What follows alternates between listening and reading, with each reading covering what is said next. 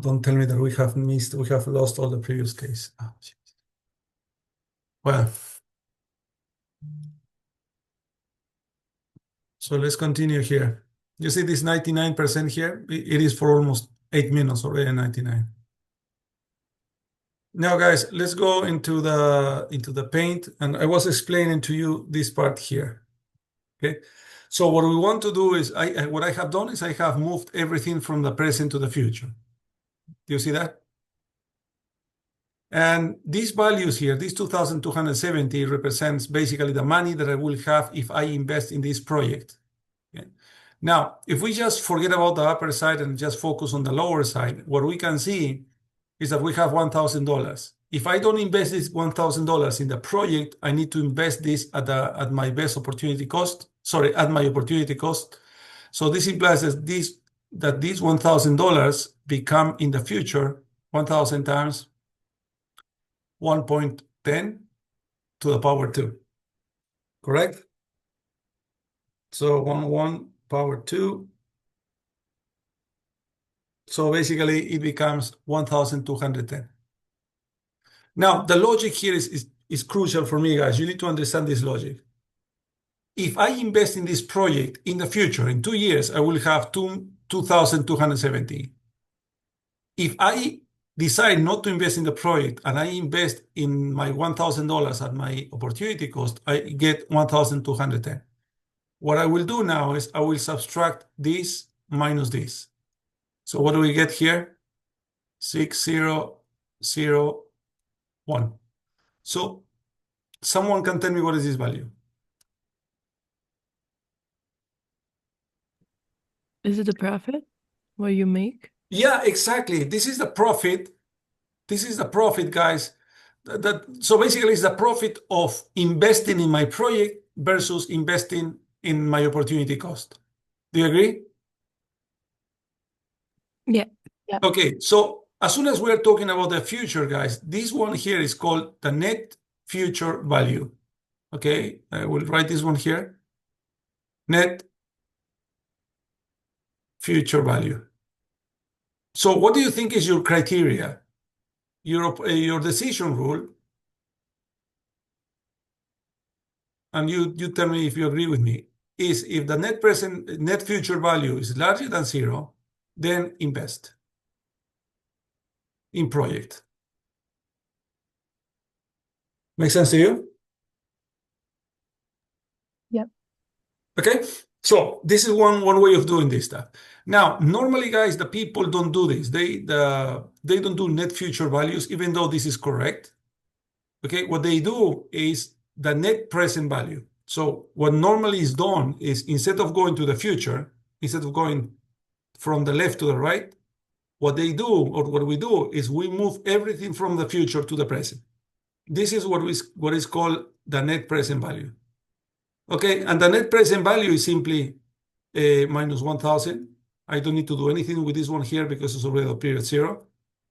Then I need to discount the 700. Discounting, remember, is divided by this number to the power 1 plus 1,500 divided by 1.1 to the power 2.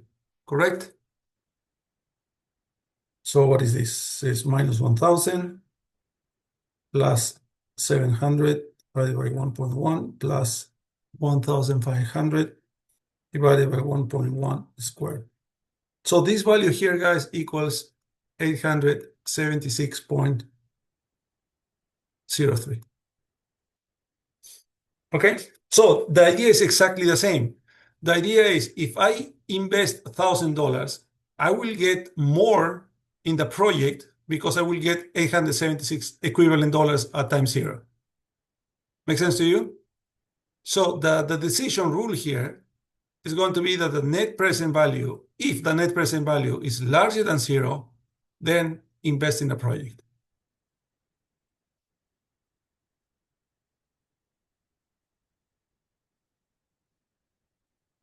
Okay, a very simple model, but it's used quite a lot, guys, in economics and finance. The net present value, net future values. Make sense to you? We're going to do exercises in a minute with MATLAB, but make sense to you? Yes. Okay, so there is another term that is called the internal rate of return. Okay, so this stands for internal rate of return. Okay, so what is the internal rate of return? This is a mathematical construction, guys. It's the interest rate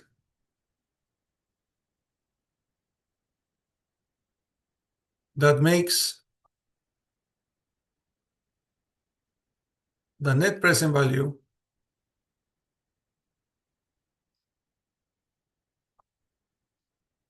equal to zero. Okay, so I will use my net present value formula. So remember my net present value formula, I want this to be equal to zero. And I need to find what is the rate that makes this equal to zero. So basically I have my 1000 plus 700 divided by 1 plus I want to compute the rate. This is an interest rate. What is this interest rate called? Internal rate of return. Plus 1500 divided by 1 plus IRR squared. So you have one unknown, one equation, but you have power 2. Got it? So what you do normally, when you use Excel or you use MATLAB, we're going to use MATLAB to compute this number. Make sense to you? 2 minutes to copy this one if you want to copy. And I will do, let's do this in MATLAB. 2 minutes to copy, okay? I will stop this.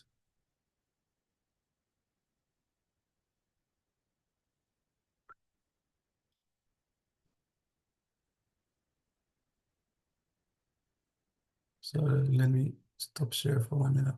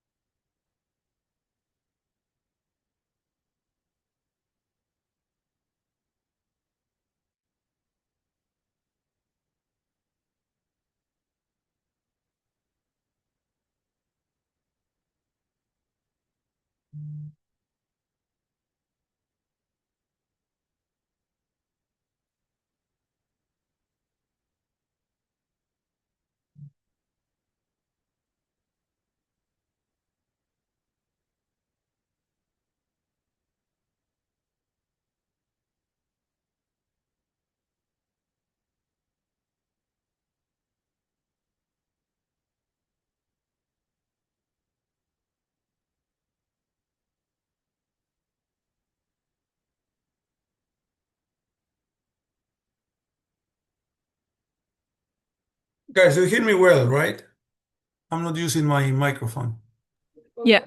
Yeah, we can hear you. Perfect. So now I can share this again with you. Just you can.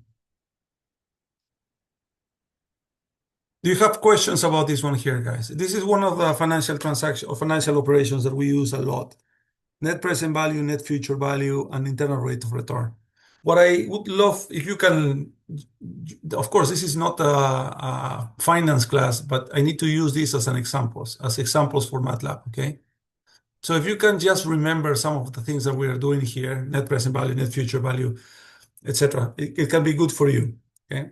Most of you, I think, are not from economics or finance, but this one here is very useful. I will teach you a lot of things that are going to be useful, guys, not only for your career, but also for your personal life. I will show you very good examples later. Okay. I'm not going to grade you for memorizing this stuff. I remember that. It's simply, I would love you to program. And the final project and also the assignments are all based on programming. Okay, so I want you to have the skills of programming, but at least to understand what we are doing.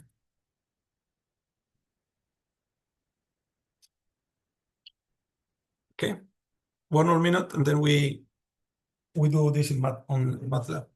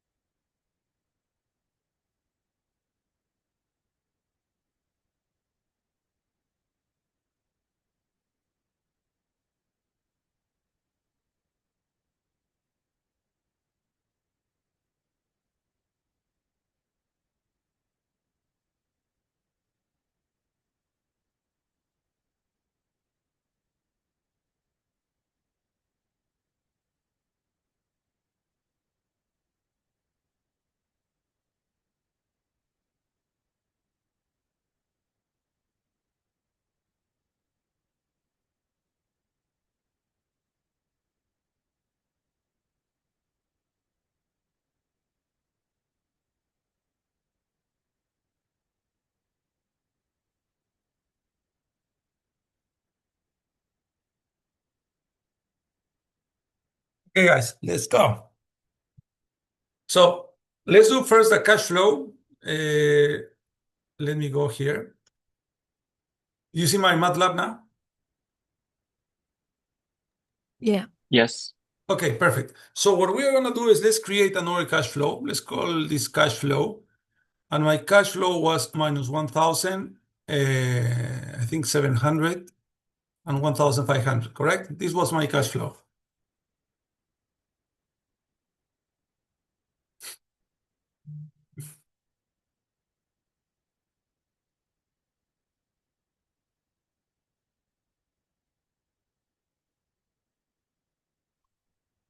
Then what I had is my opportunity cost. Let's call this opportunity cost equals 0.1.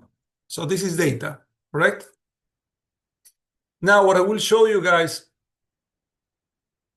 is to compute the net present value using a MATLAB command. A MATLAB command for net present value is PV var. It's present value variable, something like that. And what we need to enter here is my cash flow and my opportunity cost. That's all what you need to do. Here we go, 876.03.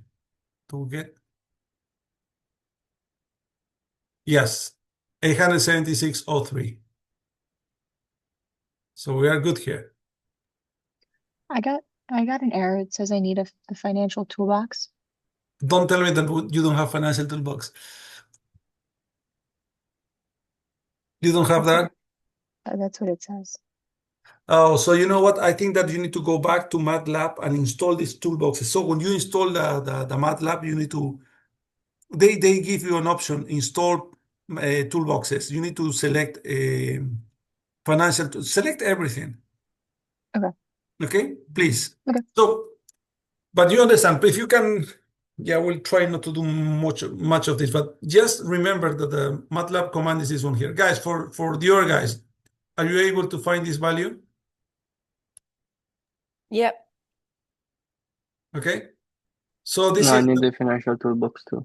yeah, please, you need to download that for next Monday. Okay. No, do this for the weekend because we're going to do exercises with this. Okay, just follow me. I'm recording, I think. So I will share this recording for you so you have this as a toolbox. Now, also you can compute the net future value. Just to sorry.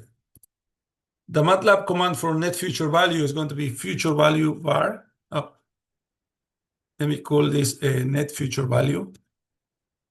And the same, you need to enter the cash flow and you need to enter the opportunity cost. 1,660. Do we get this number? 1,060. Got it? And now what we are missing, guys, is my internal rate of return. Okay? Let's call this, I don't know, internal rate of return. I will call this auxiliary just because the MATLAB command is simply internal rate of return. Here you go, 62%. Now, here we have an issue. Sorry, I forgot that. Just pay attention to this one here. Now, what is the decision rule with the IRR? The decision rule, guys, for the internal rate of return is if the internal rate of return is larger than the opportunity cost, then invest in project.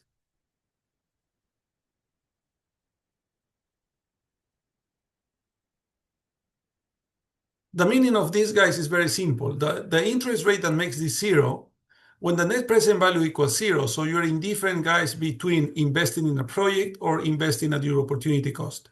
So the internal rate of return is the average interest rate that you're going to be making per period. Okay? So remember, the opportunity cost is also an interest rate that you're going to be making per period.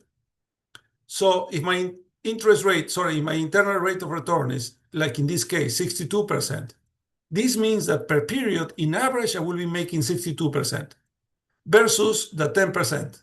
Which one do you prefer? Of course, 62 is larger than 10%. Which one do you prefer? This is with the project, and this one without the project. So which one do you select?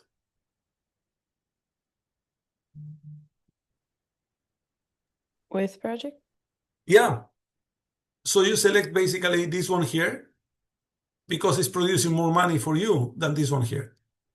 Correct? And so that's why the decision rule for internal rate of return is that if the internal rate of return is larger than larger than opportunity cost, you invest in your project. Got it? And this is what we have found in here.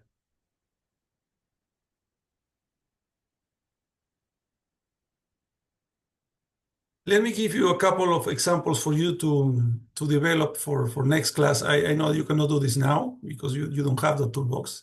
And we need the toolbox, the financial toolbox and the economic toolbox. Be sure, guys, that you have them installed. What I suggest is install everything. You know, it doesn't matter. Install everything. The optimization toolbox, everything. So for you guys, I want for you to do the following example. You have cash flow 1 and you have cash flow 2. Okay, so my cash flow 1 is going to be, let me see. Let's just create whatever. It's going to be minus 1,000, 750, 1,200, and 500. And the cash flow 2 is going to be minus 1,000, 1,500, 300, and 800. Okay, so you have 2 cash flows. What I want from you is the following. Estimate net present values, net present value 1, net present value 2, net future value 1, net future value 2, internal rate of return 1, internal rate of return 2. Present in a table.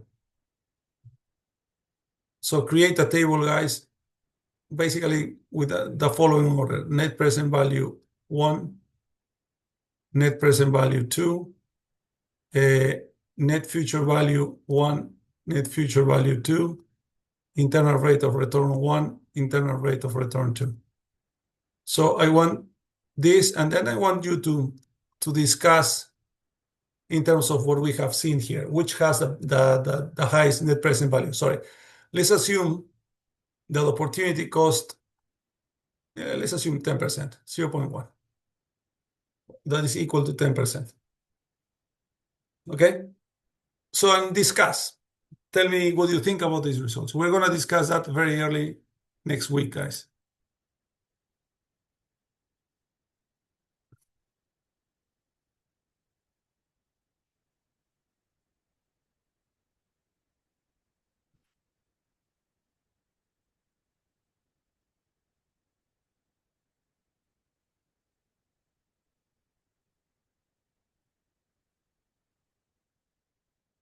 Questions?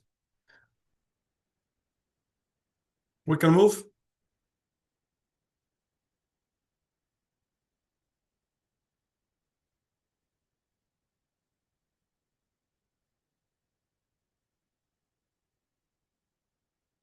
Questions, guys?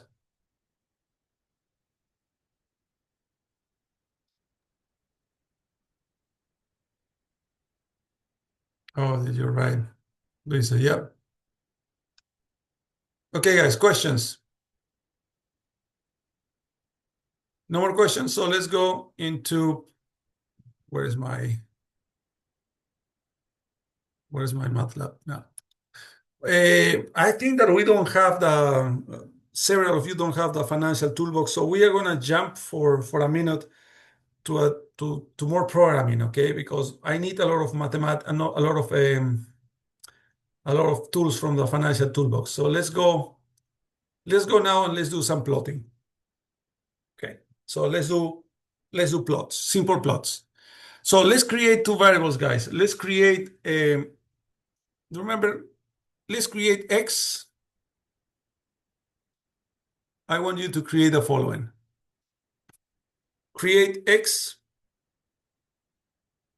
okay? X is going to be between 0 and 2 pi. So remember, pi in MATLAB is pi, like that. Okay, I think we have, in the first class, we have used linspace. So use linspace. Remember, linspace is from, to, a number of observations. So linspace is very similar to the sequence, that the dot dot, the column. Use linspace to create this X. And once we have created this one, let's create two variables. One is going to be sine of X, Y is going to be sine of X, and Z is going to be cosine of X. Okay, 1 minute to do this. And then we're going to do a bunch of plots and series and graphs. Does it matter what's the number of observations we choose? Oh, yeah. We can, for example, we want to do, okay, let's start number of observations. Let's start with 11 observations. Okay, thanks. I'm just giving any number, okay? Later we can do this better.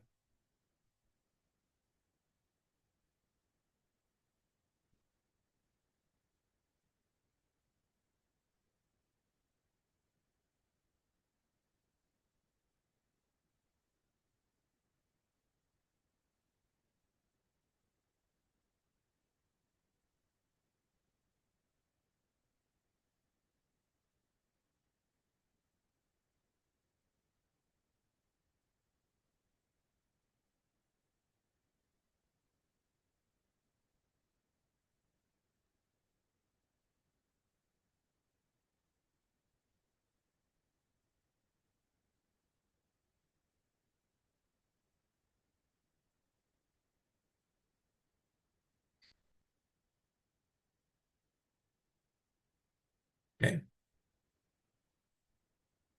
So we can create, guys, X, linspace. I want to go from 0 to 2 pi, 2 times pi, remember? And I want 11 observations. So take a look to what happens.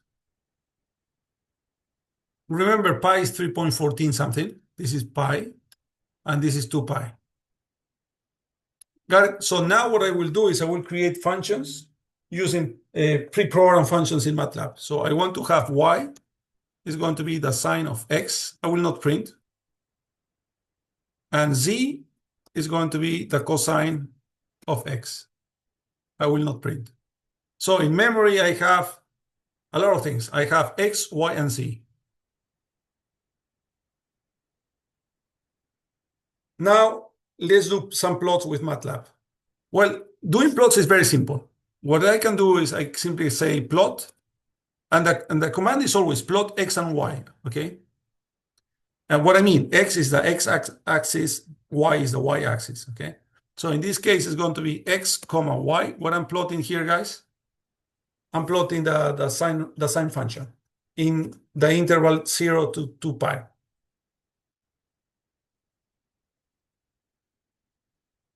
Where is my graph? Here we go. Have you seen the sine function before? I assume that it's high school or something like that.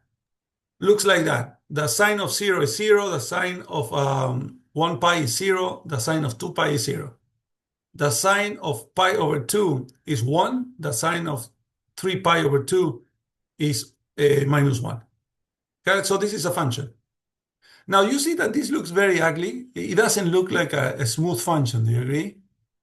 This is why. Now, why this happens?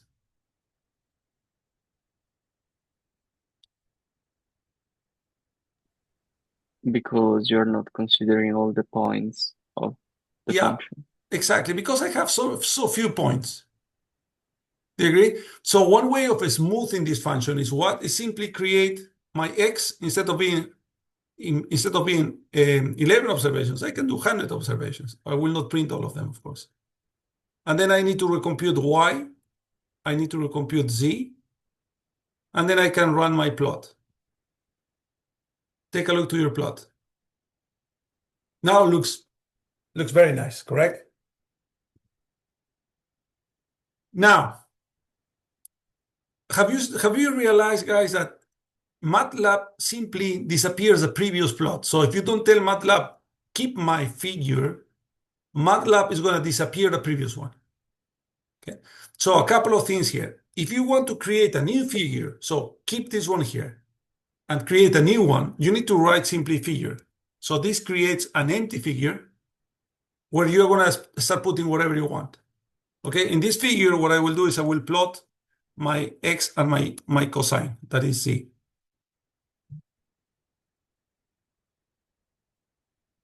This is my cosine function. And you can see that you have this one here and you have this one here. You have the sine and cosine function.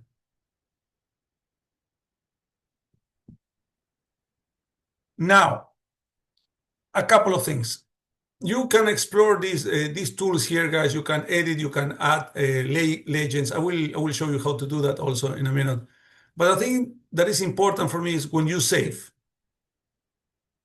When you save, normally, if you want to change, to be able to open this file again in MATLAB and to change the file, perhaps change colors, add text, whatever, you need to save it with .fig, this one here, FIG. If you want your file to be reopened again and you can work on this figure again, you need to save it like .fig. Now, if you use LaTeX, guys, normally I suggest you to use EPS.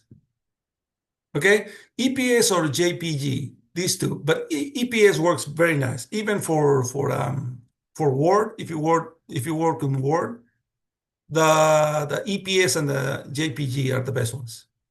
Make sense to you guys?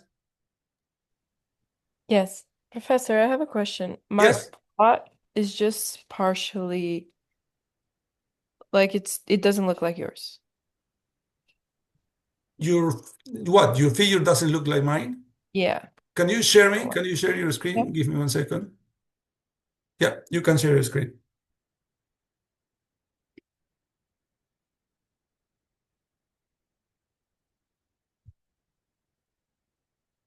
Oh, can you go to what have you done? Can you check your X? Go to your X. I want to see how you create your X. Oh, because you are doing 0 to pi. It's 0 to 2 pi, 2 times pi. 2? Yeah, right, 2 times. Yes. Okay, now you can run again everything. Okay, you should do it. Okay, thank you. Sorry. No problem. Make sense to you guys?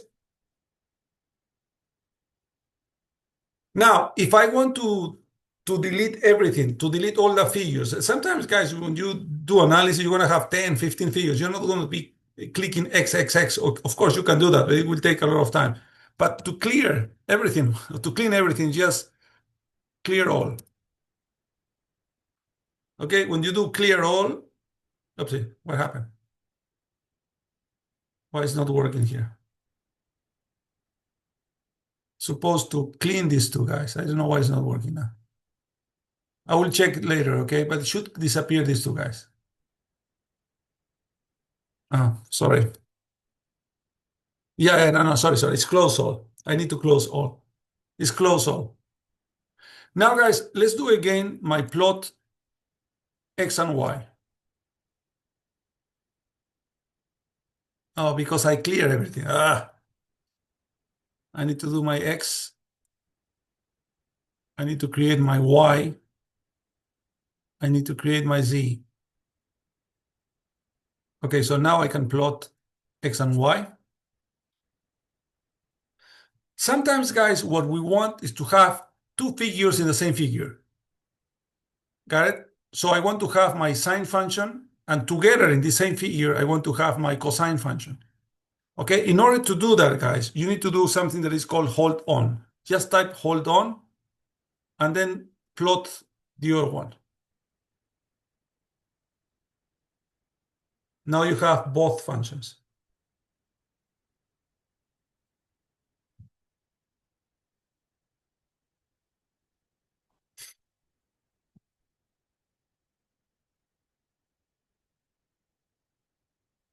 Now, what we can do also, guys, is let me open another. I will do a hold off, and I will create another figure. Oh, sorry, figure.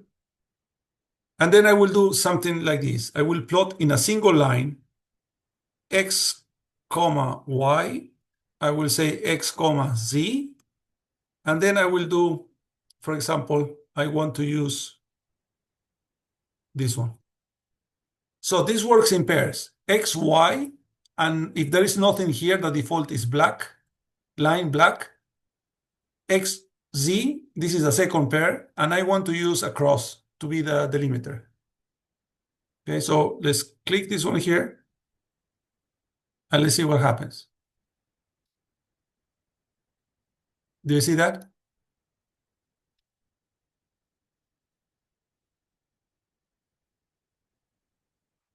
So now, if you want to know more about plot, a lot, because you can do a lot with plot, simply help plot. And then you have, you see, what are the colors? You have colors, you have markers, you have solid, dotted, dash, none, etc. So you have all the potential things that you can do with plot.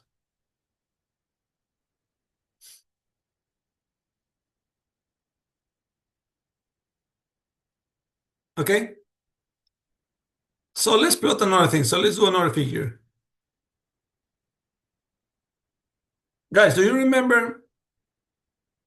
Where is this one? Do you remember what was this? Sine of x squared plus cosine of x squared. This was equal to what? Do you remember? Sine squared plus cosine squared. This was equal to what? Tangent? No, this was equal to 1. Okay, you prove it. Just plot. I want you to plot this one here. Two typical things. Sine of x, cosine of x is indeed equal to sine of 2x. This is crucial, guys, for seasonality. We use this a lot in seasonality. I will explain this in a minute. Can you graph this? Just plot.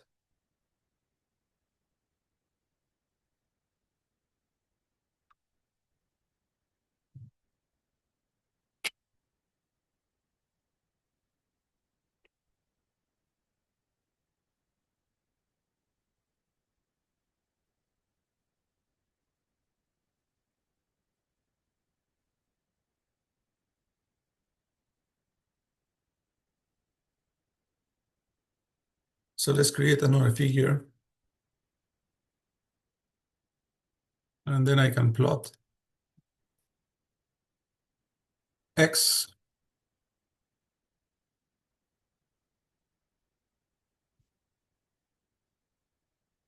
we said, oh, y squared, y power squared plus z element by element power 2. You agree with me, guys? So remember, y was my sine of x, z was my cosine of x. So I'm doing sine squared, cosine squared, and this should be equal to 1. Do you see? 1. Let's do another figure. And now let's plot what we're supposed to plot. Oh, yeah, 2 sine, yes. 2 times sine of x element by element, element by element product C.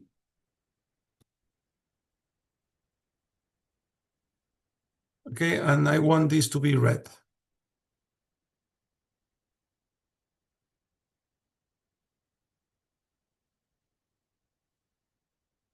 So what I'm doing is 2 sine cosine, and I want this to be red. If I do this, yeah, I don't see more. Can you add here, guys? I want you to add here the simple sine function. Okay, add to this figure the sine function. So add basically to this figure this blue line. Okay, 1 minute to do that. Remember, you need to use hold on, then you plot, and then you can see.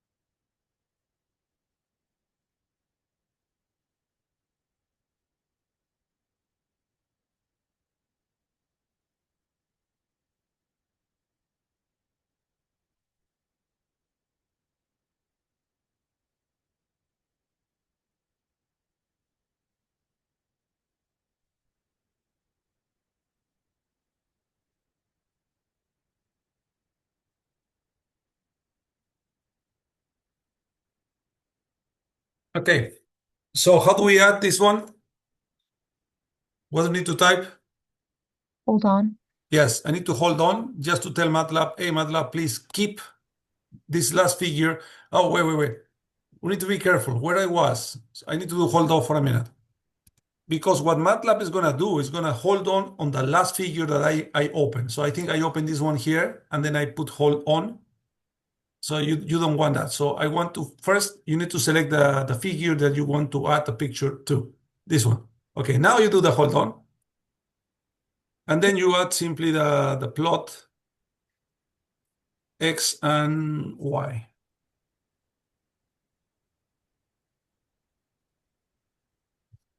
How did you select the one to hold on? Did you just click on it? Sorry? How did you select the one to Oh, you hold just on? here, you know, right arrow, sorry, up arrow. Just press the arrows up and down. Okay. And then you get it. Okay. Yeah, but this plot XY is red already. So I want this to be blue, for example. Just to distinguish between with the other guy. Now I can see that. Do you see the amplitude and the frequency? So this has double frequency, half amplitude.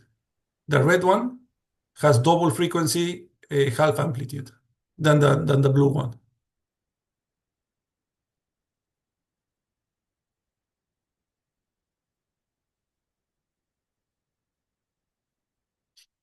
Make sense, guys? So now we can use also labels. So we can do labeling into this one here. So we can do X label. So what we can put here? Yeah, let's call X variable.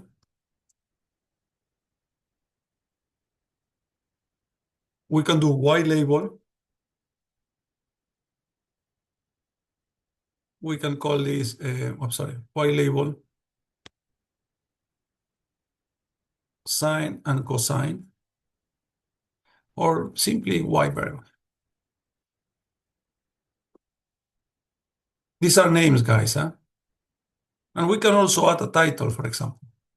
The title, I don't know, sine and 2 times sine cosine. This is a simple title, guys. Let's take a look to what happens to my figure. You see? X label, simply you can write whatever you want here. Y label, you write whatever you want here. And the title, whatever you want to write here.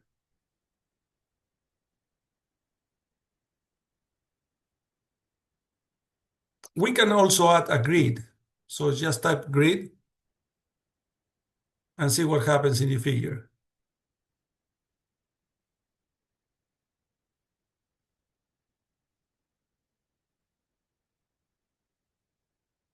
Make sense to you?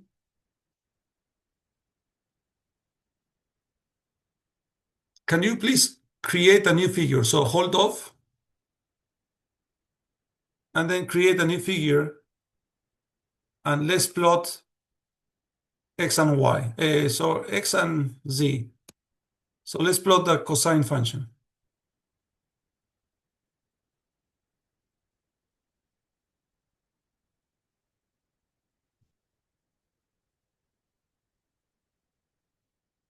Now, what we can do also, guys, is add some text to some parts of the function. So you know what? Imagine that I want to put here cosine of X. So more or less at 1.5 on X and around 0.4, I want to add some text. So you can also add text. I said it was 1.4, 0.42, for example. These are the coordinates in the X and Y. And then I want to write cos of X. So these are coordinates, guys. So let's take a look at what happens. You see, more or less at 1.4 here, 1.4. At around 0.42, something like that, a little high here. I'm writing cosine of X.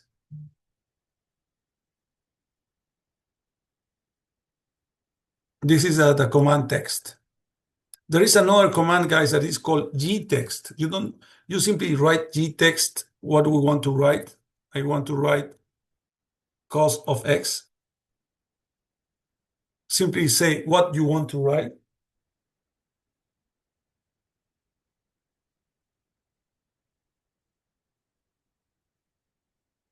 Just, are you with me, right, guys? Yep. Just enter. And take a look. Appears your figure and appears a kind of an arrow. So now you can simply select where do you want to do your cosine, where do you want the cosine to appear. You just imagine here, I'm just whatever, here. You see, I'm stopping here and right click and appears the figure, the text that you want to write.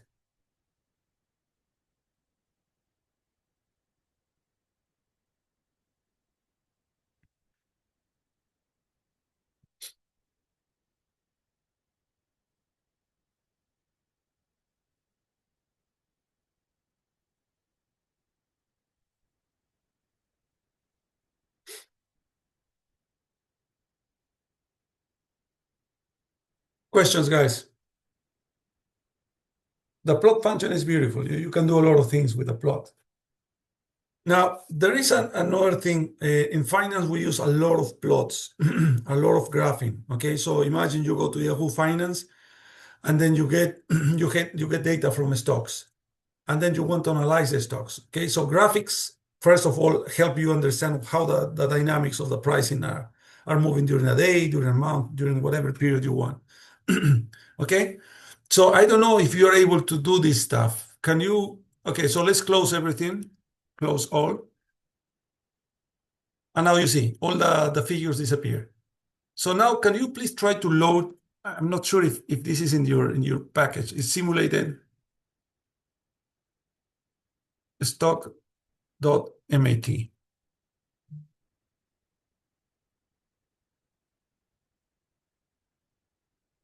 So this is a MATLAB simulated data.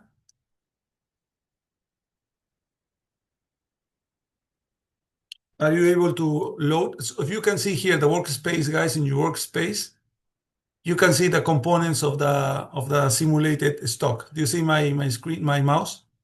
Yep, mine worked. Perfect. Right. Everyone? Yep. Excellent. No, not for me. It doesn't work? No. So that's why, guys, you need to install everything. Okay, when you install MATLAB, please copy everything. Oh, I just spelled it wrong, sorry. Okay, perfect. Everyone gets the data? Yeah, works now. Perfect. So basically, guys, TMBW, so this name here is a stock name that MATLAB has created.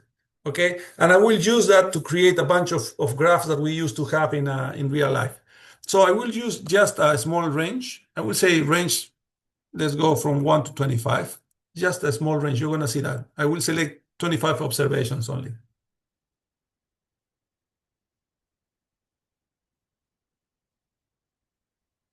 And the first graph that you need to know, guys, is something that is called a high-low. So it's very smart, the naming also. The name for the function is called high-low. I will select the TMW. I will use the range. So these are the number of range is going to be the number of the rows. So it's going to be from row 1 to row 25. And I will select all the columns. The columns, guys, in TMW, later you can see to that. It has the low, the high, the close, and the open. Okay? Everything, and I will simply put this in blue color. Blue with blue is okay. So what I'm doing, I will show you in a minute what this is doing. I'm selecting the first 25 observations. Of course, guys, you don't need to type, you don't need to create this variable and then copy the name here. You can do directly here. Instead of range, you can put directly here 1 to 25. But I'm doing this just for, I know why. Okay, now we click here, and this is what we get. So what I have here, this is the one that is to the left is the open. Okay, guys? The small bar to the left is the open. The bar to the right is the close. The peak, the lower peak is the minimum value, and the upper peak is the maximum value. The high, the low, the open, and the close. Make sense to you? So in this case, the price started here. It did a lot of volatility in here in the day. It went up to this low and this up to this high, and ended at the end of the day at 4 p.m. at this value. Make sense? In this case, the price fell, it started here, ended here, but it has a huge volatility. Do you see, guys? Do you understand that?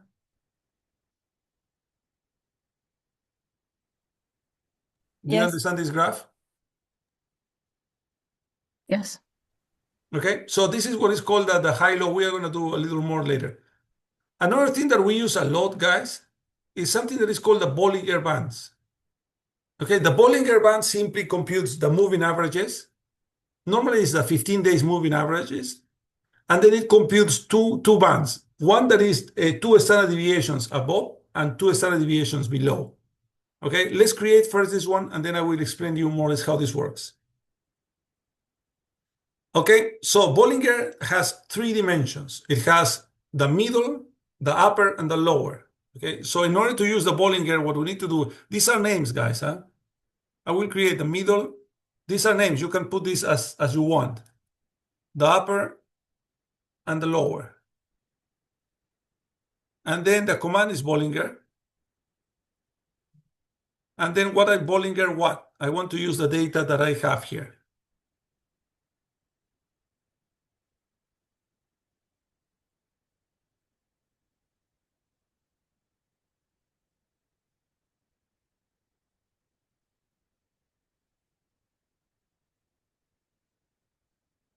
Okay, guys, here you have a series of points. These are tables created by Excel. Sorry, by MATLAB. Okay, I have NAs. What is this one NA? Oh, yeah, because I don't have data at the beginning, I only have data at the end. But it doesn't matter. Now, what is interesting, guys, what I need to do is let's call something another thing. Let's call C Bollinger. Whatever. This is simply a name. Or Bollinger, much simpler. What I will do, guys, is I will create the middle dot close. I will create the upper dot close, and I will create the lower dot close.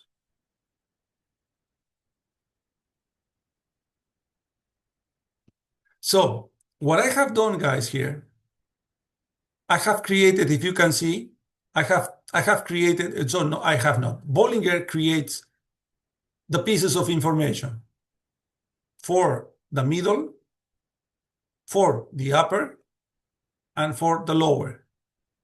Okay, so these are tables, these are dynamic tables that MATLAB has created for you. And the way you're gonna call them into your program is simply with a dot, with a function here. Middle dot close implies, I will select the lower, I think this is the lower. When I say lower dot close, what you are telling MATLAB is just select this column, this one here, the column that is called closed. The same for the middle, the same for the upper, and the same from the lower, because they, remember, the middle or the lower has the time, the open, the high, the low, and the close.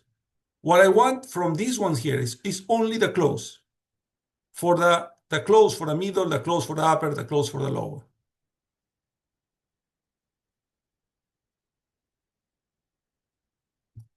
Okay? I have it here. So I have created that. So what I now have is 3 columns. Do you agree, guys, with me? I have the middle close, the upper close, and the lower close. Once I have these 3 elements, what I will do is I will simply plot. I will plot. I have, oh yeah, I can use the time. I can use any time, the middle, the lower, or the upper. I will use the middle time. So I'm using the time from the middle, but you can use the lower or the upper. It's up to you. It doesn't matter. And then I will plot the C Bolling, this one here. This one here. I copy correctly. C Bolling. Yeah, looks correct. And let's take a look to what happens.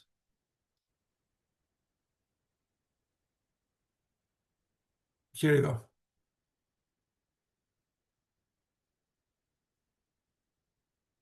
So you can create your Bollingers.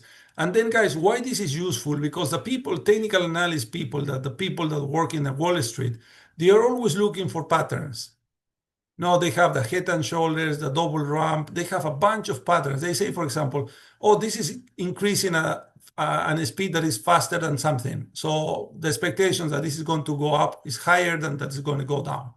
So they have a lot of patterns. And the Bollinger figure is one of the most used figures in stock market trading. Make sense?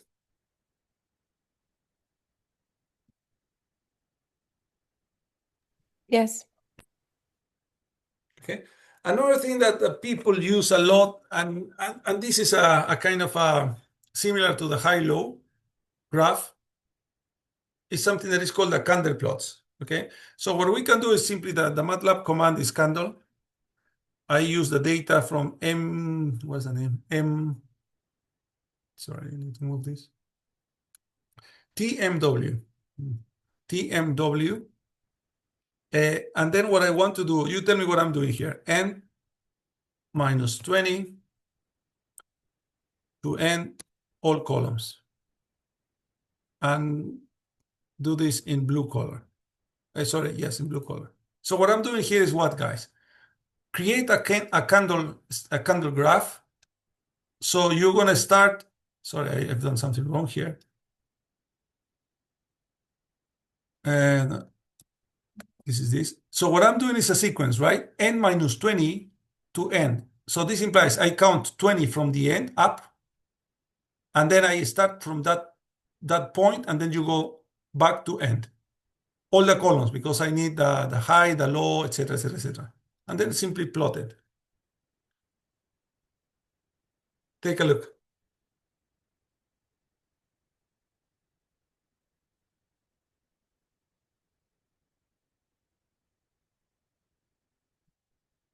Okay, so you see that this looks very similar to the other stick, to the high-low open close. Do you agree? In this case, there is a white color and a blue color. The white color is when my open was below my close. So this is basically a bear market. It's called a bear day. Okay? When you have a blue one, it's a bearish market. Why? Because blue means that the opening price was here and the closing price was here. Do you see? So the market price went down. In this case, if we have a white one, this implies that opening price was down, the closing price was up. And of course, the limits, the top and the bottom are simply the lowest value and the highest value. Make sense to you guys? So this is very similar to the other one that we have done, the high-low. The thing is that this gives you colors and it doesn't use too many the bars. It uses more rectangles.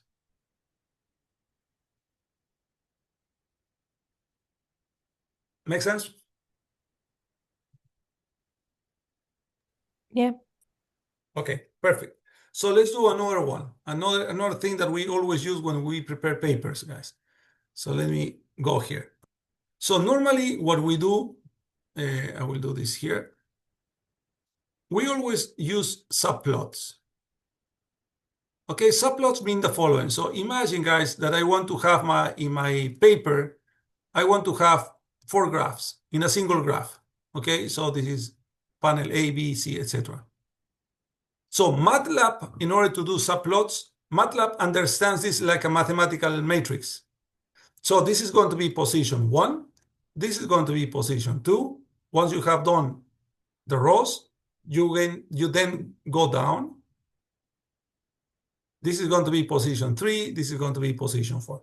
Okay, so that's the way all the mathematical programs basically work. All the mathematical programs work on that space. Okay, so what we are going to do, guys, let's do 1 is going to be sine of x. 2 is going to be cosine of x. 3 is going to be sine square of x plus cosine square of x. So we call this one y. We have called this z. Let's call this a. And let's create v that is going to be equal to 2 times sine of x cosine of x. And then how do we create this stuff? I will do one with you. Let's create first all the variables. I think I have x, right? Yes, I have x. So I can do y is going to be equal to sine of x. I'm not sure if we have that already created. We have z equals cosine of x. Then I create a equals, what I said is y squared plus z squared, correct? And b is going to be equal to 2 times y times z. Agree with me, guys? So I have all my data. And I want to create a 2 by 2 matrix, a 2 by 2 subplot. I want to create a 2 by 2 subplot.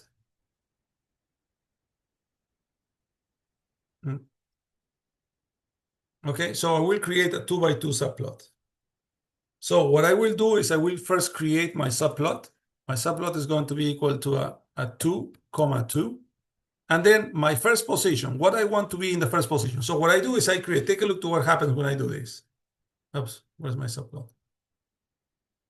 You see, MATLAB opens the figure and creates for you a subplot in position number 1. So MATLAB is telling you, okay, what do you want to put here? And then you do very simple plot. So you do plot, I want to create plot of x and y. My sine wants to go there. And then perhaps just let's add a title, just to distinguish them from the very beginning. It's going to be sine of x. And see what happens. So take a look to what happens now. Do you see? Okay, guys, can you complete the other ones? I want the cosine to be in the second position, the sine square, cosine square in the third position, and the fourth position, 2 times sine, cosine.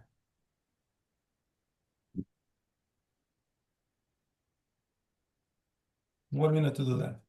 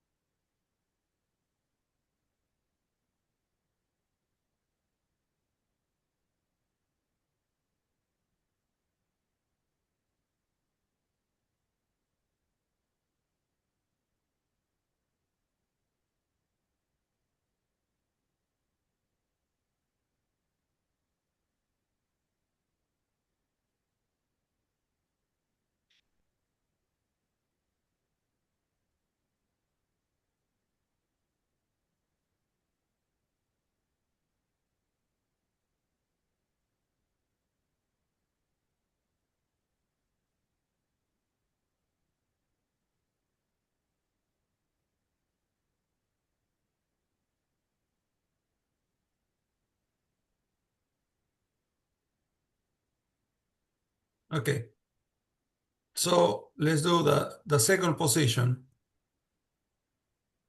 I want to plot x and z, and I will call this cosine of x. Let's take a look. Yep. Now position 3.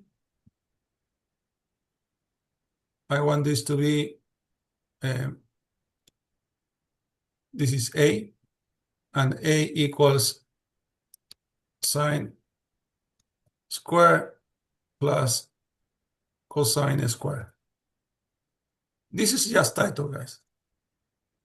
And the fourth position, I want to be, this is going to be B. And basically 2 times sine of x times cosine of x. And that's it. Make sense to you guys?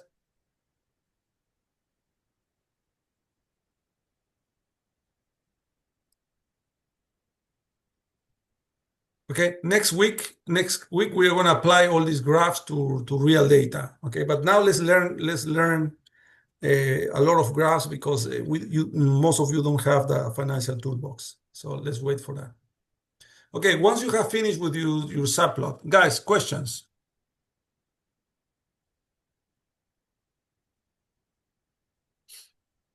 Once you have finished your subplot, you need to tell MATLAB, okay, I'm done with my subplot. Now go back to regular graphing. Subplot 111.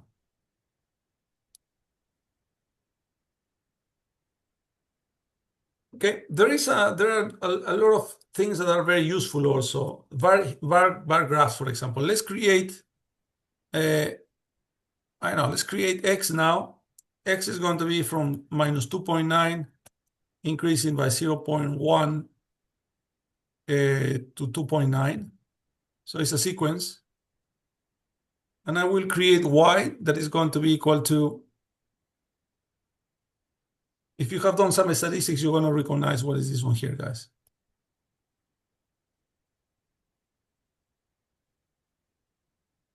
This looks very similar to the normal distribution. Guys, how many of you have taken statistics?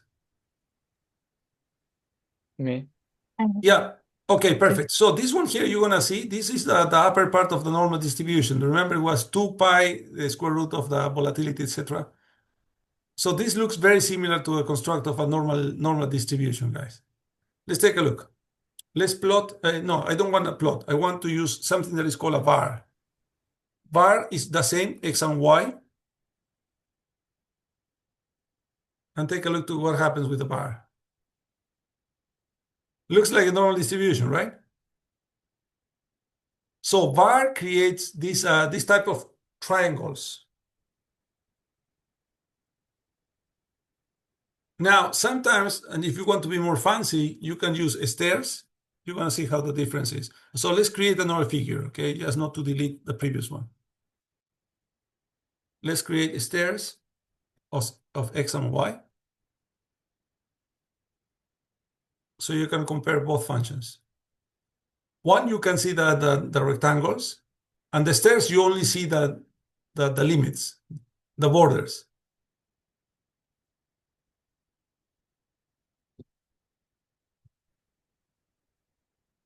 Then something that we use a lot, guys, histograms. Okay, now what I will create is I will create y is going to be a random normal, run n is a random normal, guys. So what I will do is 5,000 observations, one column. I don't want to print them. So what I'm creating, guys, is y is going to be a random number. It's going to be 5,000 random numbers, normally distributed with 0 mean and standard deviation of 1. Okay, this is going to be my y. Then what I will do is I will do a histogram, and my histogram is the opposite here. Okay, it's going to be y based on what I have observed x, and take a look to what happens. This is my histogram, guys. So remember, my y are random numbers. Do you agree? My x it goes between minus 2.9 and 3. But you can see that there are extreme values here, and this doesn't look really normal. Do you see that, guys? Looks normal, looks like a Gaussian shape, a base shape, but it doesn't look very normal. Why is that, guys? How can we improve the quality of the normal distribution? How? Question for you guys. Listen to me. Listen to me and answer to me. Do you know that if I have a coin, I will flip a coin, okay, 10 times? What is the probability that my coin is going to be ahead for the first flip? 50%. 50%. Do you agree? Okay, so I will flip my coin and it's a tail. Got it? I'm looking for heads, but I flipped the coin and the first one was a head. Sorry, was a tail. So this implies, because you told me that it's 50-50, right? So the first one was a tail, so it implies that the next one is going to be a head. Yes or no? No.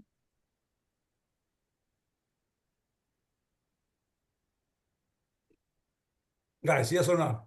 No. Why not? You told me it's 50-50. Because they're independent. It's 50 each time. Yeah, because they are independent, and also, guys, this is a theoretical probability. Okay, so theoretical probabilities in statistics means that the theory is going to be satisfied if and only if you have done enough number of trials.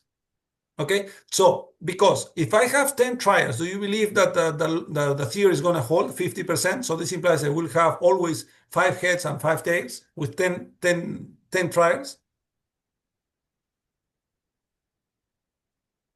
What do you think?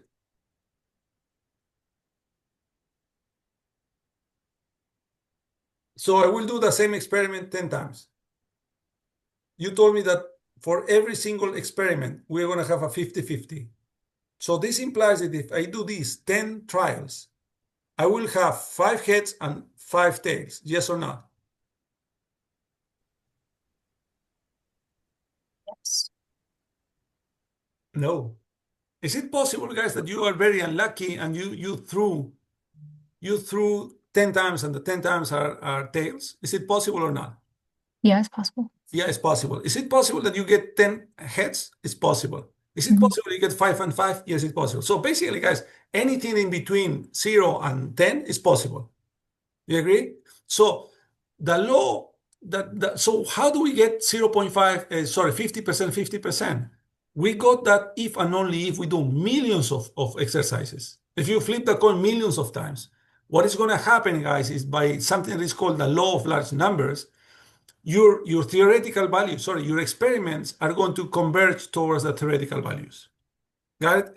And so how do we test that? Let's do a very simple example here. So instead of 5,000 iterations, let's do 500,000 iterations. Okay, you see what I've done here in my MATLAB. 500,000 iterations. Now let's do again my histogram. Oh, I delete the previous one. Now you see, guys? More beautiful. This is the famous law of large numbers. The law of large numbers simply tells you that the more the number of trials you do, your experiment is going to go towards the theoretical values, the 0.5, 0.5 in this case. Or in this case, when we have a normal distribution, the more the simulated values that you have, the more the experiments you are doing, your distribution is indeed going to behave like the normal distribution. Make sense to you guys? Yes. Yeah. Perfect. Okay, so now let's do very quickly. Yeah, we have some time. Let's do very quickly. So I will, next week, I will invest examples with finance, with these graphs. Okay, so now let's do a 3D graph. Okay, because sometimes it's very interesting to do a 3D graph. Now, guys, do you have the data that we used to have last class? I don't know if you have deleted the data. Remember, we have this panel data with two income and savings for 3 individuals for 5 years. Do you remember that? Can you try to look for that? Allow me 1 minute. I will look for that also. Where do I have it?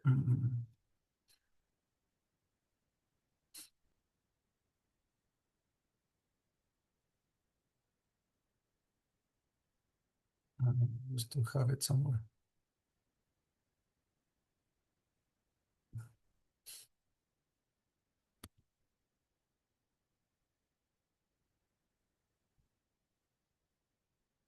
Yeah, I have it here. So let me share my screen with you. These were the values that we were working with last time, guys. Can you look around? So if you haven't deleted these ones here, they should be somewhere in your MATLAB. Otherwise, you need to type this very quickly. 2 minutes, guys, to look or to type. 3 minutes to look or to type in this one here. So we have an array. The first phase income, the second phase savings. Okay, and I will show you how the 3D works.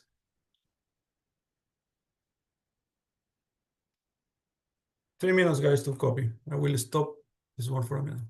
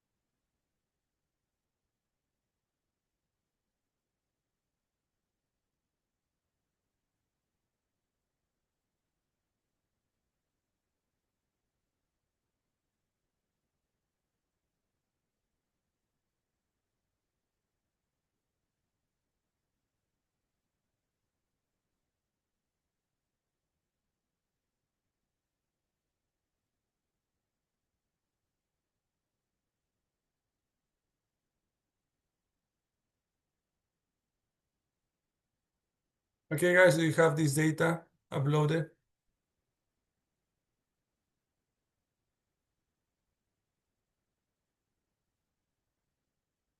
Yeah. Okay, perfect. So we have the data uploaded, guys, and we can take a look to how panel data looks like. So we have each column is one individual. The rows are 5 years. The first phase is income. The second phase corresponds to savings. Okay.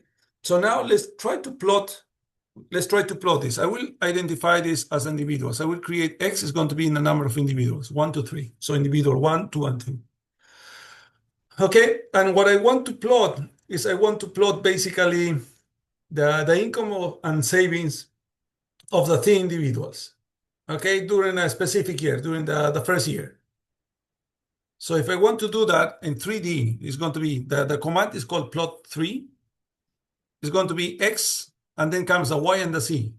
Okay, so the first Y is going to be, let me copy this one here.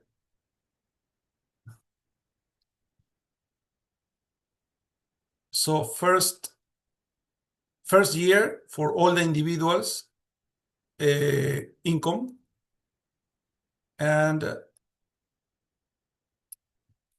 first year all the individuals savings. Okay, so what I'm telling MATLAB is, okay, MATLAB, I want you to identify for each individual how much money they have earned and how much money they have saved during the first year. Now, where's my graph? Here you go. So let me move this higher.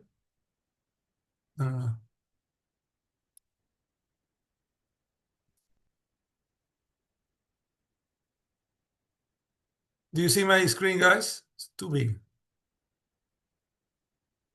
Guys, you see my screen? I see MATLAB. Yeah. Yep. So basically here, what we can do now here, guys, is, you know, I don't like this because it's completely white. So what we can do is let's do grid. So let's do some labels, okay? X label was individual ID. It's individual ID. Then I have my X label, my Y label. I think Y label is income, right? Income. And then my Z label is going to be savings.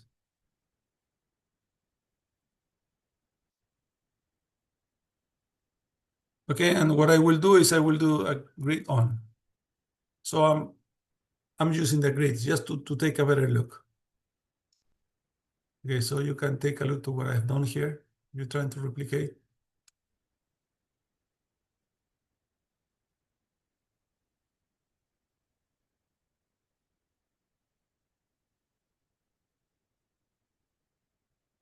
Okay, guys, so how do we read this stuff? Well, it's very tricky, no? So what you can do is you put your cursor here, and then you try to make sense of that. Perhaps here is good. But also what we can do is we can check what are the values. So let's take just click here, guys. Click in the kink here. And so this implies the following. This is for individual 2. So this is my individual 2. So my individual 2 has an income of $72,000. It's more or less like that here, you know, and has a savings of $22,000, more or less by here. Professor, See, yes. I think your screen's frozen. Oh, again, okay. Let me stop sharing. Okay, and let me start again. Now, do you see my screen? Do you see my Yeah, now I graph? do. So what I will do is you haven't seen the graph, right? No. Okay, so let me redo this one here. So have you seen this part here? No. Guys, no? Mm-mm. Okay, so what I've done is I said I have three individuals, and what I will plot is for the 3 individuals, what was the income during the first year? This is first year, remember? So we'll plot this part here. And I will plot at the same time the savings during the first year, this one here. Okay, so I will do the plot again, and I will do the naming again. So if you do this, what is going to appear is this graph here. Do you see that? Yes. So the plot 3 is for 3D. Yes, exactly. Okay. Plot 3 is for 3D. Okay, now, once you have your figure, guys, appears like a small circle in between. This implies that you can start moving you just right-click and move as you believe can help your understanding, because it's kind of tricky. Always the 3D graphs are kind of tricky. Okay, so you can move the dimensions. Now, moreover, guys, if you see in the positions where there is information, there is a kink here, appears something. Just click, right click, and this is going to stay there. So what is X2? X2 is individual number 2. So the individuals are here. This is individual 1, individual 2, and individual 3. So this is individual number 2. The income of individual number 2. So if I follow the income is measured in this one, in this plane. So the income is going to be more or less a $72,000. So it's going to be around here. And then if you go up, and then you measure this part here, so the savings are going to be around well, it's not around, it's going to be $22,500,000. And then you can start moving this as better it reflects what you're trying to see. Perhaps there is better, right? 2 is more or less 72,000. You go up, this is more or less 22,000, something like that. Make sense? Yep. Okay, so now we can do, well, let's just play around. So let's do another figure, just to keep this one here. And now let's plot all the years, all the individuals, income and savings. Okay, so my plot 3 is going to be, I want all the years, income for all individuals, and I want all the years, all the savings. Okay, and the labels are going to be the same. Take a look to what happens if, while you type this one here, I will move this in here. This is what you should obtain.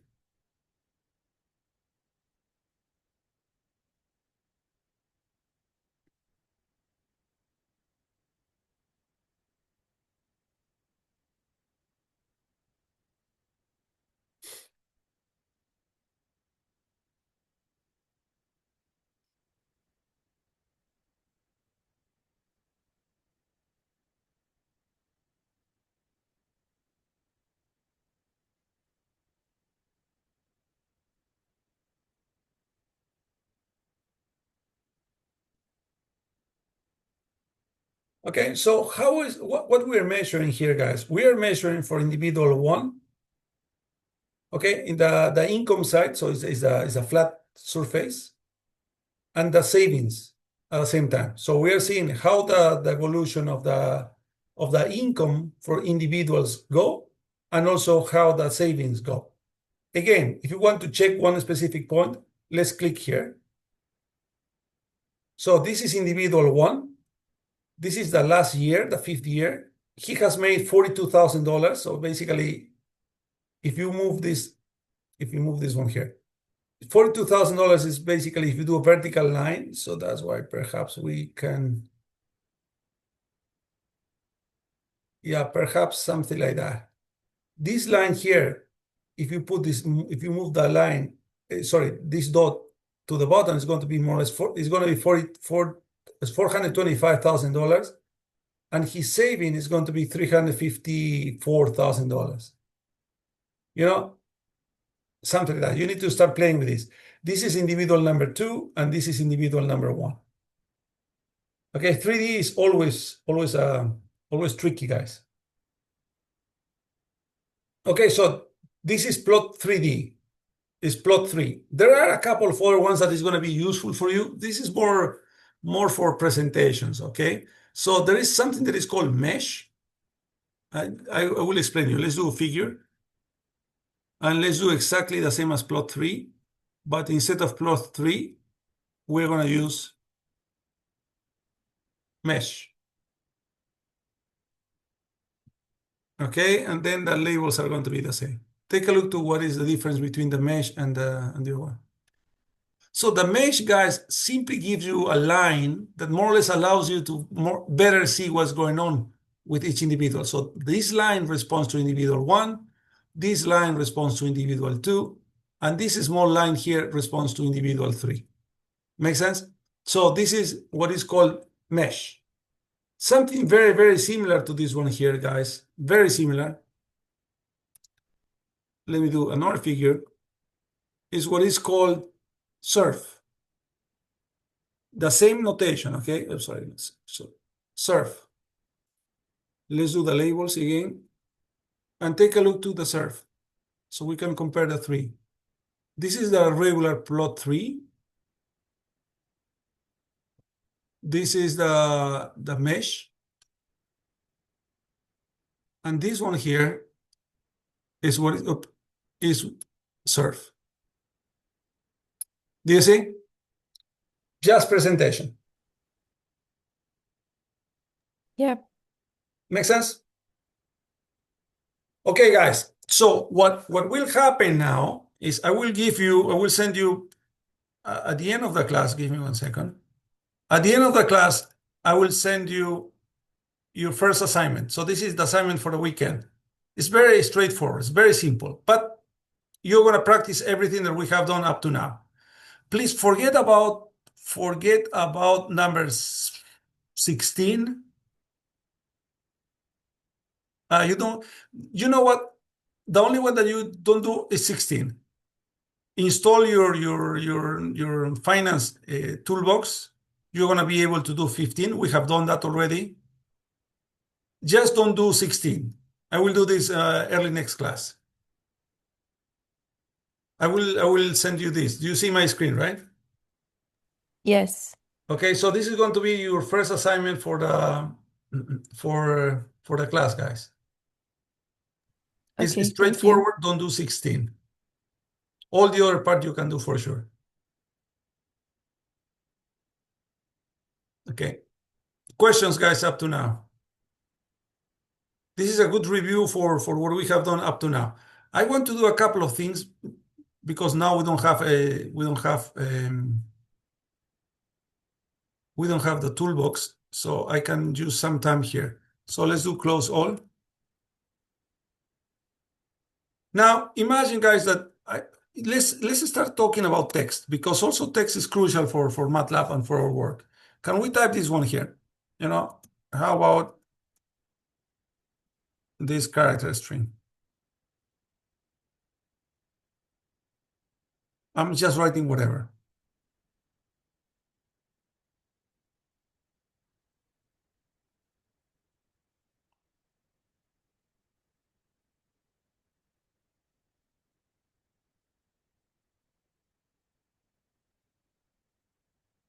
Okay, so how MATLAB works or considers strings or text? Well, for MATLAB, strings are exactly the same as a vector. So it counts. For example, this is position 1, position 2, position 3. Empty is position 4, etc. Can you tell me what is the position? Where do we start character? What is the position of the first C of character? 3, 4, 5, 6. 16. I think it's 16. Yeah, 16. Perfect. And now, how many characters do we have? 16, 17, 18, 19, 20, 21, 22, 23, 24. To 24. So for example, guys, let's do U. Let's create another variable. And U is going to be equal to T. What position? 16 to 24. You see? So MATLAB matrix denomination works also with characters. So if it works with characters, let's do U1, for example. And you tell me what I'm doing. Okay, let's go from 24. So what I'm doing here, guys.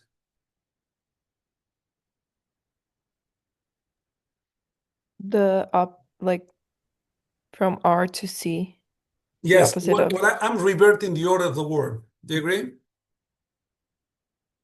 Yes. So what I'm doing is simply to show you guys that indeed MATLAB is letters, sentences, text is simply mathematics, it's simply positions.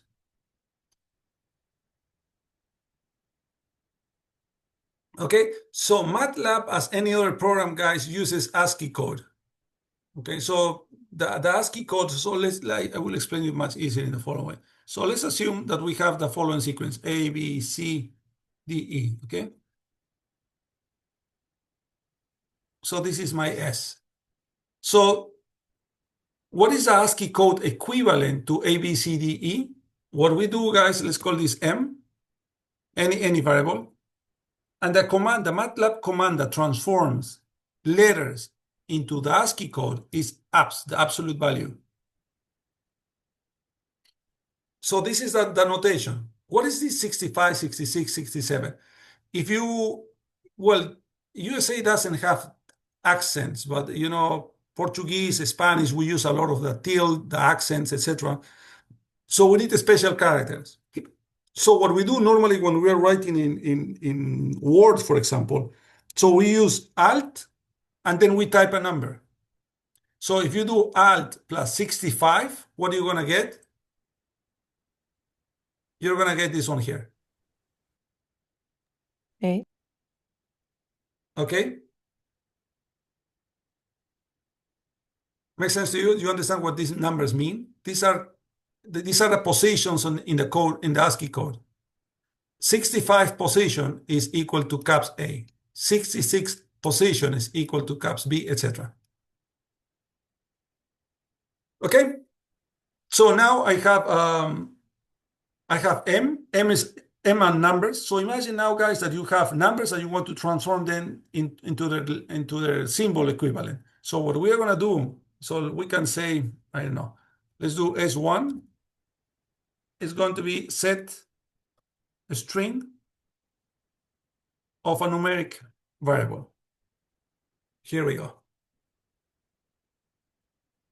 So this command here transforms numbers into symbols. Now remember, the ASCII code is only 251 or 52, so you cannot do 1 million of that, so because it will not understand. But we can do, for example, S2 equals set a string 164. Do you see this symbol? What is 165? You can start playing with that.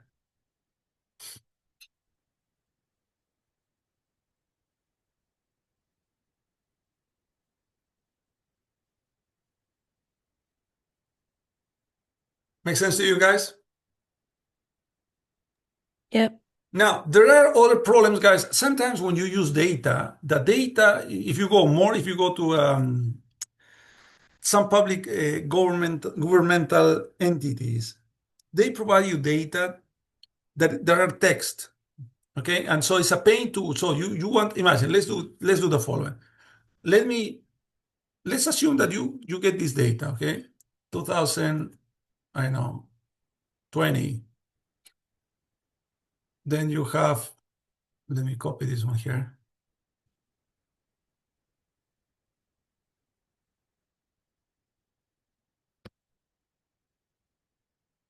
Yeah.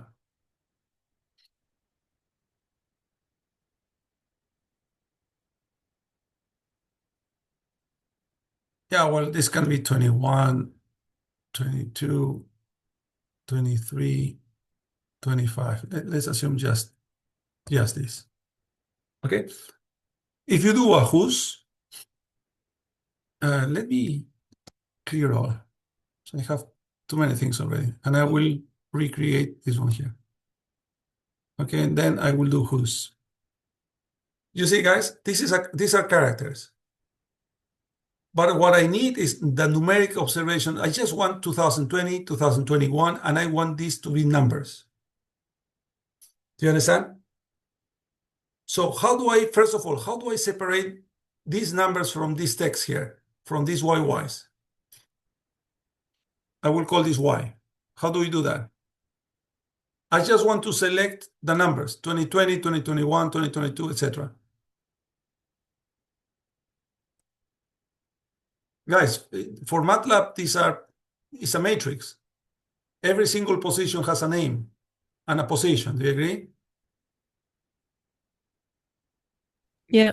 So basically what I want is from X, I want to select all the rows, but I just want to select positions 3 to 4, 5, 6, 3 to 6.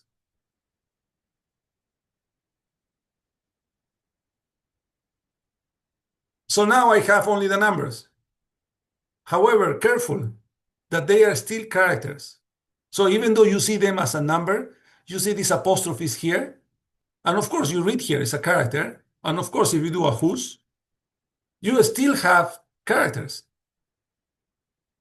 I don't want that. I want to have a number. I want to transform this text into a number. Okay? So that's what I'm trying to do. So how do we do that? What we do is we use this command. It's a string to number, string to num of y. So this command here, guys, we're going to use this a lot. Okay? String to num, what it does, ups in.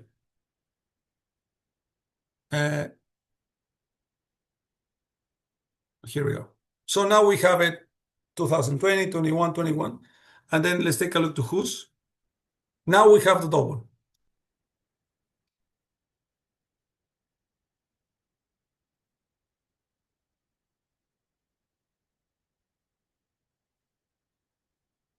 Make sense?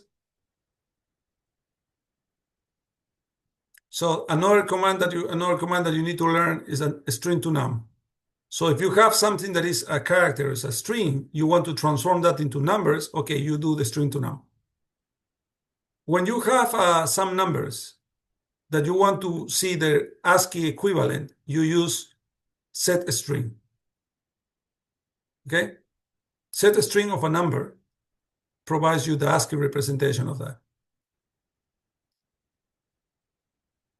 Make sense, guys? We're going to use all this stuff with financial economics examples, but at this point you don't have the toolbox, so you need to first install that. Make sense? Yes. Okay, a couple of more things and then we stop. We also have in finance we use a lot time. Do you agree? So we want to know timestamp. We want to know when we are now. What time is now? When is the next Monday? What is the date of the first Monday of the next month? Because we do always maturities, we do options. The options are going to mature in 35 days. Okay, when is this 35 day? It is a weekend or it's a weekday, etc. Okay, so these are commands that we always use all the time. So, for example, one easy one today. Oopsie, you see this number here? Looks very similar to the Excel one. It's a number, right? I don't want a number. I want to have something that I can understand. So the command for that is date string, and then you simply of today. Here we go. Today is 04 June 2025. There is another command that instead of doing the today and the date string, you simply do date directly. So you know what is today's date. You can also do something that now provides you not only the today, but also the time. Now, remember, we have numbers. So if we want to do that, we will need to transform into a string, date string of now. Here we go. Date string is the one that transforms numbers into something that we can read as a date. So today is 04 of June 2025, and the time that I have done this one here was 8:38, 11 seconds.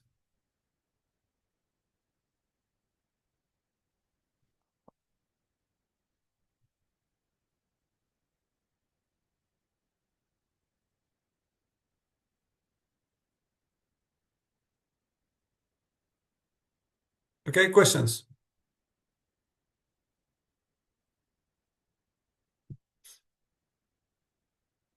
Okay, a couple more. So let's say, for example, I want to see the Mondays. Okay, this is a name, guys. I want to know the first Mondays of every month in 2025. Okay, what days are going to be that? So this is L week date. So Sunday is 1, Monday is 2. What year? 2025. And you want the Mondays for the 12 months. So repeat. This one here corresponds to the day. This is Monday. Sunday is 1. Monday is 2, etc. The year that you want to understand, and all the months. So if you just write 1 is January, 2 February, etc. Yeah, I don't understand this, so I do a date string of month and dates. Here we go. So these are the first Mondays of the month.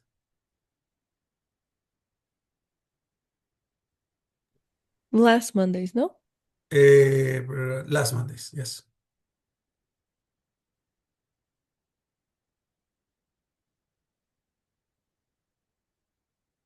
Last Mondays of the month. You're completely right. Okay, for example, you want to know, and this is crucial, and this is important. You want to know that the holidays, and the holidays are a pain in the neck because you don't know exactly when they are, what day exactly they fall. In USA, the holidays are normally Mondays. They are not like other countries that you have specific dates. Do you agree? So for example, in Latin America, that I don't know. I know Independence Day, Peruvian Independence Day is always the 28th. It doesn't matter if it's Monday, Tuesday, weekend, it doesn't matter. But here, well, independence is not a good idea because the 4th of July also changes. But Veterans Days, for example, is always, or Martin Luther King Days. The thing that we know is that is a third. So Martin Luther King. Okay, let's do Martin Luther King dates. Okay. What I want is I want to use end week date. I will explain you what is the meaning of that. So I want to know end week date means which week I'm looking for. I'm looking for the third week. I'm looking for Monday. Let's say I'm looking for 2020 to 2025. So these are the years range. And I'm interested about only January. So this is gonna give me, guys, the Mondays that we have Martin Luther King. And as soon as we know that this is going to be numbers, so I can do directly the data stream to this part here. And then we have it. Oh, wow. So I've done from when to when. Oopsie. So let me check what I have done. Oh, 202. Year 202. That was a little longer. You see? So in 2021, Martin Luther King was on the 20th, 21 was 18th, and 25 was on the 20th. Make sense to you guys? So you just need to know when, which week was that, which day was that, what years are you looking for, and the one is basically the month.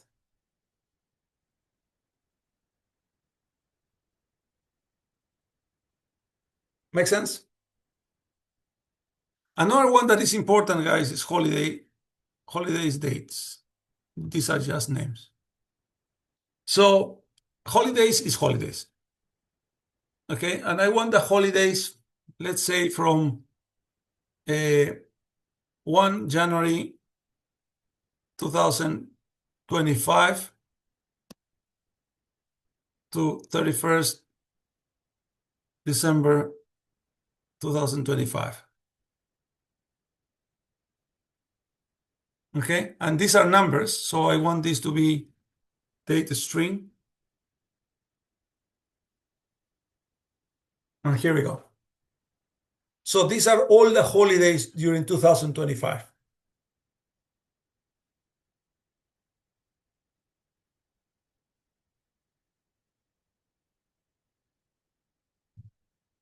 And the last one, guys, normally, yeah, we want to know when was the day of the holiday, but what we want to know is what is the first business day after this holiday. Okay? So what we can do, let's name holiday next date. Okay? It's going to be a business day.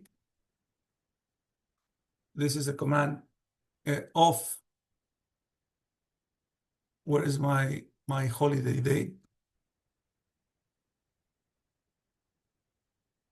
And let's do this date string. Here we go. You see, the next business day after the holiday, not necessarily is the 2 here, right? Because if this is Friday, this is going to be 2, 3, 4, 4, for example. And we need these guys because normally when we do bonds, we don't pay on Saturdays, on Sundays, or holidays. We pay the bonds when the first business day after the deadline, after the maturity. So that's why we use this type of things. Business date, holidays, you want to find exactly when are the holidays. Oops, I don't know what I've done here. Something terrible. Etc. Make sense to you?